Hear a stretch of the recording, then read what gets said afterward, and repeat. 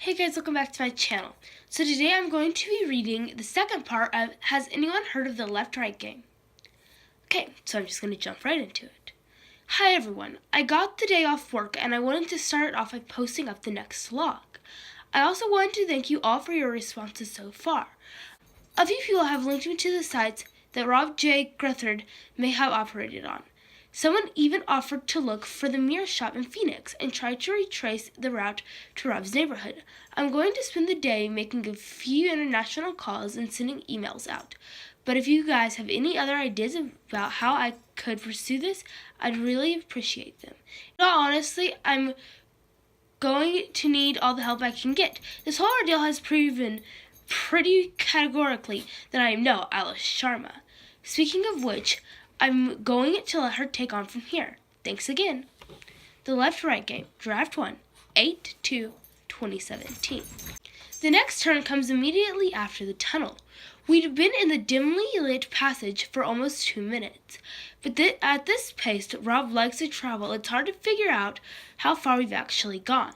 When we descend into the underpass, we were just nearly on the outskirts of Phoenix. Scrunching the rear view mirror as we leave, it's fair to say we aren't that much farther out. Everything else, the temperature, the time of day, the weather, all seems exactly like it had before we ventured into the tunnel. I'm not sure what I was expecting, of course, but it certainly doesn't feel like we're anywhere new. The tunnel itself had been similarly underwhelming, especially considering the importance Rob seems to place on it. In fact, the only thing of true interest since we've passed through was something Rob said once we hit the halfway mark. As the tunnel's mouth loomed towards us, Rob picked up the CB radio transmitter and issued a casual warning to the convoy. The message itself was straightforward. His choice of words, however, was curious. I decided to ask him about it. A.S. Rob, just a second ago, when you told us the next turn was coming up, why did you use the word trap? Rob, A.S. I have it in my notes. You said, folks, we're coming to the end soon. First little trap's coming up. Our next turn is sharp left as we leave. Look out for it. Is there any reason you used the word trap? Rob, just one of those things, fella who wrote all the original logs. He liked to think the road would try and trick you into making a wrong turn. Small roads off large highways, roads obscured from view, sharp turns, like this one. A.S. He thought the road was trying to deceive him? Rob, yeah, pretty much. I gotta say, I agree with the guy. By this point, we've taken the offending corner and the next right a little farther on. I can't help but feel like Rob is reading a great deal into what is essentially an abrupt turn into an ordinary road. The level of conspiracy he's able to place behind such a simple thing, going as far as to ascribe some mischievous quality to the asphalt itself. It's hard to take seriously. In fact, I'm starting to wonder less about whether Rob can convince me this game is real, more than about whether I'd ever be able to convince him that it isn't. Perhaps this story will be less about where a magic roadway goes after a few zigzag turns, and more about where the human mind can go if it invests too heavily in an idea. To his credit, Rob has noted my cynicism. He even seems to welcome it. But if our current surroundings are supposed to convince me, then he's going to find me more cynical than he anticipated. Rob keeps his hands on the wheel and his eyes on the road. Any attempts at an interview receives a pleasant but curt response. He's not being invasive. His attention is just elsewhere. Before I know it, half an hour has gone by without Rob speaking a word. It seems like a large part of the left-right game involves driving in complete silence. Once again, I'm not sure what I expected, but it certainly has not been an earth-shattering start. At least it gives me time to type up my notes. Rob, Ferryman to all cars. We stop here. An uneventful hour and a half has passed since we left the tunnel. I didn't notice Rob pick up the receiver, but before I know it, the Wrangler has pulled up at the side of the road, leaving a large space behind us for the rest of the convoy to park up. The buildings are getting few and far between now. It won't be long until we're in the desert properly. With this in mind, I assume Rob is simply stopping to let everyone drink up. I probably shouldn't assume when it comes to Rob Guthrie. Though this is definitely a rest stop, Rob also has some important words for the crew. He gathers us round in a rough semicircle, talking while we eat our provisions. Rob, now I mentioned in the emails that at certain points on this trip, you need to do some things just because I say so. This is one of those times, y'all understand? Eve, yeah, I guess. We get to know what it is, right? Apollo, this is when he tells us to give him our money, right? Ace, yeah, I'd rather know what's going on. Rob, and I don't intend on keeping anything from you. It's just I want to be clear that across this next stretch, you need to follow my orders to the letter. Ace, yeah, we get it. Just tell us already. Rob takes a few moments, perhaps to lend gravity to his point, perhaps to swallow some barbed words intended for the increasingly impatient Ace. When he does speak, it's in a measured and serious tone. He's clearly adamant that we take his words on board. Rob, for about half an hour, the next 13 turns will be going one by one. We travel in order of formation. Me and Bristol will go first. Then I'll radio in the next car to follow. When you reach the Jeep, you park up behind me. Then we keep it going as normal now. Rob takes a deep breath in. When we start up again, his speech is even more pointed than before. Rob, there's a hitchhiker on the road. As a well-dressed man with a case. You pick him up, you take him where he needs to go. You do not, under any circumstances, talk to the man. To be safe, don't look at him. Don't take anything he offers. You don't open the door for him or wave goodbye when he leaves. You do not acknowledge him in any way. You want my advice? Don't say a word till you get to the stopping point. Life. Why do we have to go one by one? Rob. Guy who wrote all the logs says he don't like choosing cars. I don't know what that means, but I'm lucky I never had to find out. Ace. Why don't we just not pick him up? Rob. That isn't an option. Ace. Well, I mean, yes it is. I don't see why we... Rob. God damn it. You'll pick him up whether you like it or not. The group is silent. This is the first time Rob's raised his voice. In the ensuing stillness, Ace looks like he'd been more than happy to turn his car around and retrace the route back to Phoenix, leaving Rob in the dust with a few choice words. I can sympathize with him a little. Rob's been treating him like as an annoyance, a tag-along who didn't do the homework. But at the end of the day, Ace is doing nothing to fix things. Also, Rob is essentially right. He didn't do the homework. Bonnie. Well, okay, I suppose you shouldn't get back on the road then, if everybody's ready. Deciding he has nothing more to say to us, Rob marches over to the regular. Bonnie, Clyde, Apollo, and Eve sit on the floor sharing snacks. Ace loses himself in his phone, and Blue Jay, still maintaining a noticeable distance from the group, takes her into her car with a copy of the U.S. Weekly. Lythel. Bristol, can we call? I turn around to see Lyth holding her cell phone and the screen facing me. A.S. Yeah, sure, what's up? Lyth. Have you tried making any calls since we came through the tunnel? A.S. Not yet, why? Lyth. Could you try? I pull out my own cell phone to dial into the office. The line's busy, which isn't exactly uncommon. Lyth watches intently, waiting for a reaction. A.S. I'm not getting through. Lyth. They are busy? A.S. Yeah? Why? Lyth. Everyone is. We have signal, we can make calls, but everyone on the other end is busy. A.S. Don't you think it could just be a coincidence? Lyth. I mean everyone, Bristol. While Lyth's been driving, I've been calling my camera's automated support line 911. A.S. You dial 911? Lyth. For science, yeah, all of them are busy. I even called this guy in my dorm who has a serious thing for me, and trust me, he's not fucking busy. This is weird, right? It's like we've crossed a threshold and the world is suddenly doing something else, you know? In all honesty, I'm not sure I do know. I don't want to say it, but it still seems a little like a massive stretch. Luckily, Rob saves me from commenting when he calls me over to the car. Clearly eager to get back on the road, I tell Lyth we'll look into her discovery on the other end. When she nods in agreement, retreating to her friend and immediately stealing a handful of apple slices. I climb into the regular, we wave goodbye to the convoy, we roll slowly back onto the road, and set off on our way. Watching the rest of the group disappear into the background, I feel noticeably more isolated, despite Rob's presence, or perhaps because of it. I'm not exactly sure. The hitchhiker shows up about 10 turns later.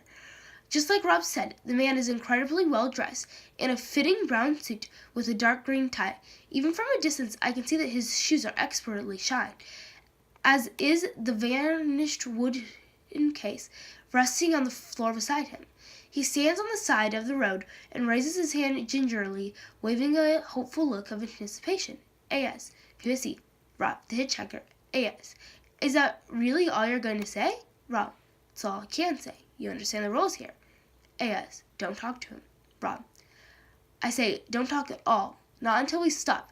When we stop, you're safe. Rob veers slowly over to the side of the road. The hitchhiker smiles appreciatively, grasping his hands together and shaking them in thanks. Picking up his case, he strolls over to the regular and wilts unbuttoning his laser. A.S. See you on the other side. The back door opens and the hitchhiker pulls himself into the storage area. Finding no seat, he settles himself cheerfully on some softer luggage just behind me. Hitchhiker. Not much in the way of seating back here, huh? I have to admit I do feel a subtle urge to respond. Even after the stern warnings I received, to ignore the man seems almost instinctively rude. As I was raised British after all. Hitchhiker. So where are y'all from and traveling from Oakwell? I glance at him in the rear view. He meets my gaze and smiles. I flick my attention back to the road, counting the white lines as the stranger persists, trying to start a conversation. 10 minutes go by. The silence grows palpable, broken intermittently by yet another cheerful attempt at conversation.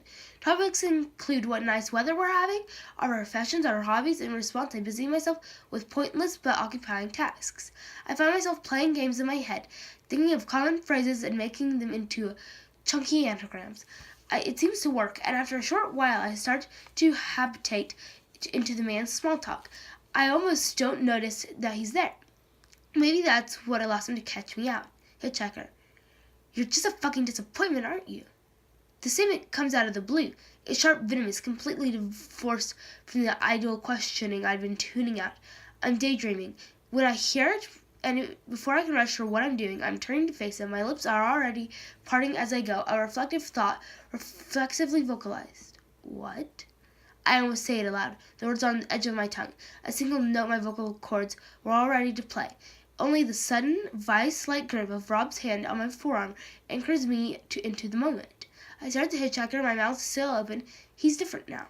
All the warmth, all the pleasantry is strained from his face like running makeup. His smile is malevolent, calculating, and finally it feels honest. Hitchhiker.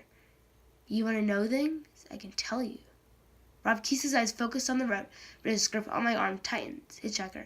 I can tell you everything you want to know, even the things you never knew about yourself, even the thoughts you didn't know you were thinking. Those little critters all the way at the back. We stare at each other for a moment longer. Before I turn around and back to the road, I don't count the white lines anymore. I'm now focused intently on anything our passenger has to say. For the next 10 minutes, ignoring him has to take my full attention.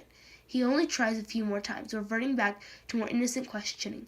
Nothing takes. 5 minutes later, he indicates to a seemingly random point at the side of the road, and Rob drops him off. The man thanks us, climbing neatly out, puts down his case, and waves as we depart. Then we disappear around the next corner. He still hasn't stopped. Surprisingly, the silence caused by the hitchhiker presence isn't nearly as intense as the one left in his wake. I decide to break the tension, somewhat ungracefully. A.S. To be fair, we are having nice weather. Rob.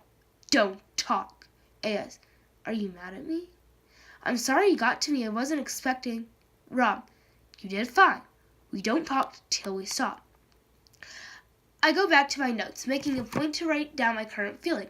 For the record, embarrassment but relieved.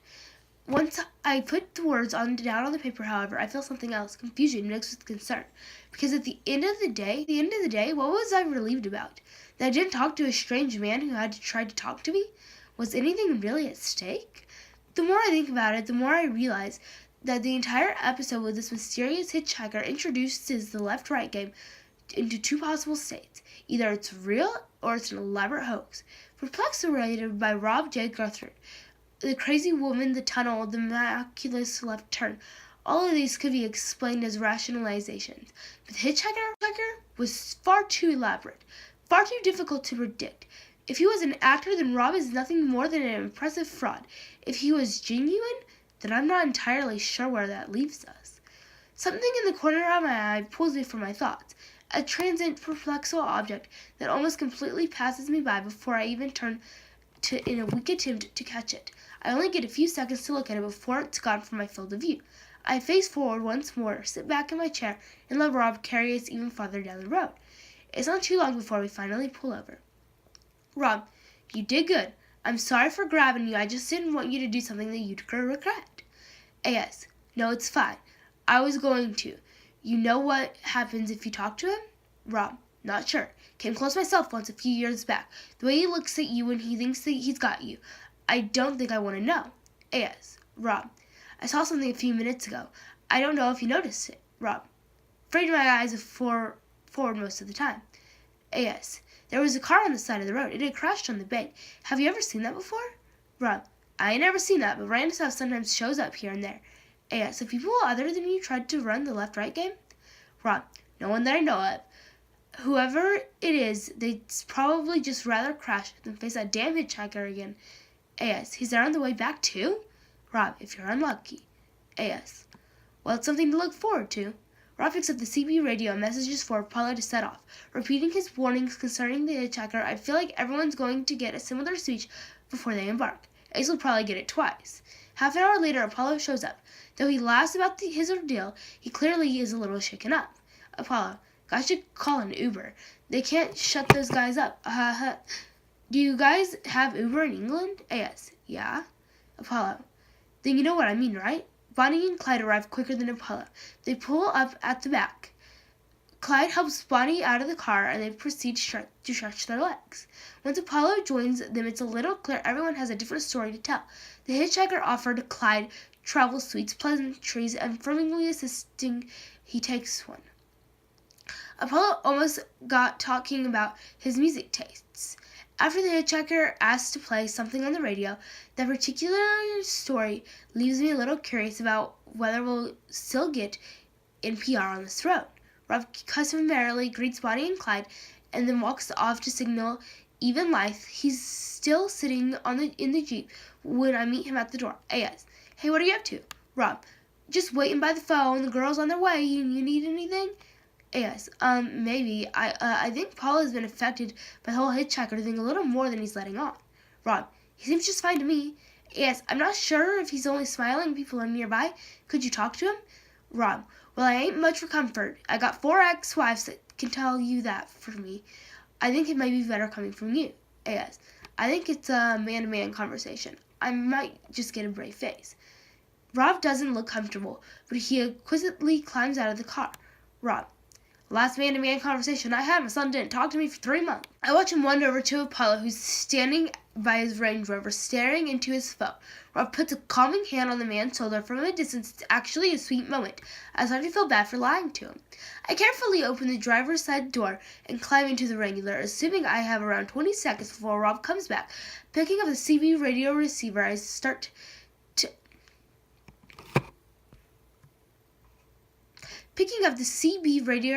stare at a list of pretzels labeled 1 through 9. I don't know which button I press to call even life, and I certainly don't have time to call everyone up. Rob handed us all the transfers before we left. It's what he's been doing to make all car bulletins with. President 1 puts himself in touch with the transceiver in each car. I've seen that in practice enough times. The rest of the presidents must have access to the transceiver individually, and if Rob is the man I think he is, he gave our radios out in order of position. If that's the case, then either Rob or I could be present too. Apollo would be next, then Bonnie and Clyde, without knowing where Rob has placed himself in the queue.